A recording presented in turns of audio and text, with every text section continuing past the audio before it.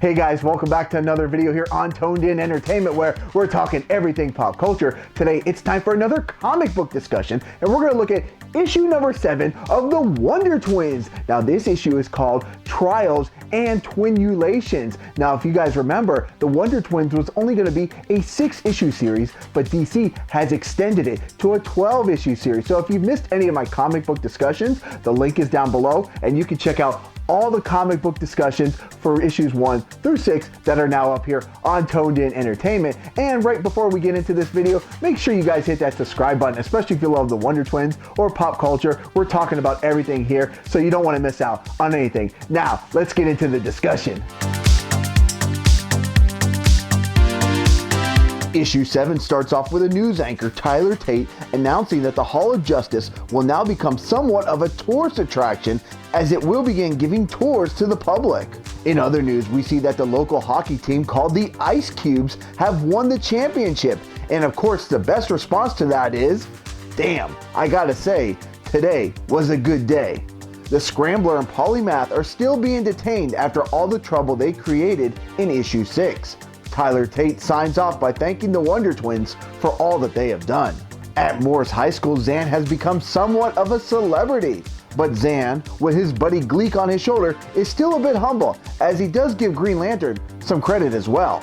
Although let's see how much longer he can stay humble as his classmates keep feeding H2O's ego. Jaina is having the opposite reaction.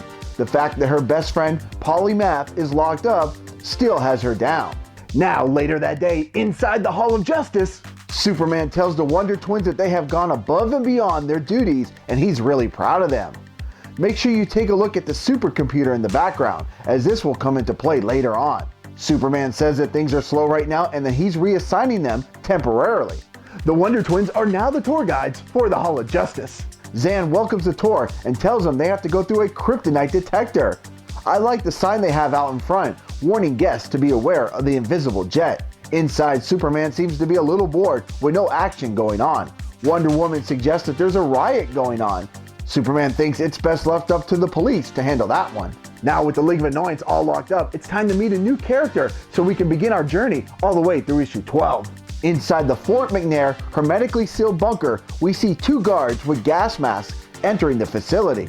Inside, we are introduced to a new character who's called Repulso. They've made it obvious in this drawing why he's called that. Repulso is being released, and we are going to see why this guy doesn't get much outdoors time. The guards hook up Repulso and hoist him up above the rioting hockey fans. We find out that Repulso's issues are a genetic condition, and he cannot help it. The plan seems to work as the hockey fans become ill and begin to disperse. The guards take Repulso back to his holding cell. He invites the guards in for some tacos, but even with their gas masks on, the stench is still too much for them to handle, and Repulso is left sitting all alone. Now the very next day back at the Hall of Justice, Zan and Jaina are given another tour. Jaina tells the visitors that the Justice League can train for missions on other planets through a simulation. Zan gives the tour an unexpected sample and sends them all crashing to the ground. Inside the control room, Superman is so bored and he wishes something would go wrong. Well, he gets his wish as Wonder Woman tells him there's a meteor on a collision course with Earth and they only have 6 hours till impact. The Wonder Twins bring the tour group into the control room, where one visitor overhears the supercomputer saying there will be total extinction of life on Earth. Zan keeps the tour going and shows them into a vault where they have seeds for every plant on Earth, as well as the DNA for every animal. Zan ends the tour with asking, "Is there any questions?" Of course, all the guests raise their hand, but Zan says sorry, they're out of time. Well, LexCorp has gotten word that a meteor is approaching Earth and begin to broadcast the news. Panic has now set in. Civilians see Wonder Woman, Superman, and Batman jetting off and think they're running away from the problem. Now between the remaining hockey rioters and the impending meteor strike, chaos is ensuing on the streets. The solution, of course, release Repulso once again. Repulso is shocked that he has gotten visitors for 2 days in a row. He's just happy to be able to get out. He even tells the guards, Hank and Gary, that they're his best friends. They hoist Repulso up, but this time the chain snapped, sending him and the crane crashing. The principal at Morris High School makes an announcement that due to the impending meteor strike, class is dismissed. The Wonder Twins dash off, heading to help with any chaos that is happening and activate their powers. Wonder Twin powers, activate! On the streets, the rioters are taking out their frustrations on poor Repulso, when all of a sudden loud stomps accompanied by a large shadow is noticed by the rioters. Jaina has transformed into a giant Andoran ant, the same one from the supercomputer earlier. This ant has no sense of smell. Unfortunately for Zan, who is now a giant rain cloud, the same can't be said for him. Between the rain and the giant ant, the rioters begin to disperse, making their way to the Hall of Justice. Batman, Superman, and Wonder Woman have already returned from taking care of the meteor.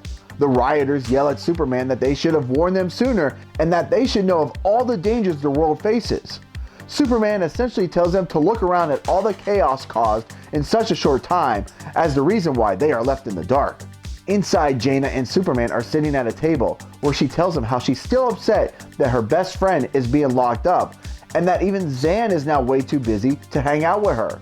On the last page, we see that Jaina has transformed back into the ant and gone to visit Repulso, probably the one person who might understand her loneliness. Alright guys, well that's going to do it for this comic discussion of the Wonder Twins issue number 7. Now guys, if you haven't subscribed to the channel, what are you guys waiting for? Especially if you love the Wonder Twins, because I'm going to be doing comic discussions of all 12 issues here on Toned In Entertainment. Subscribe to the channel. Do it. Go now. Do it now.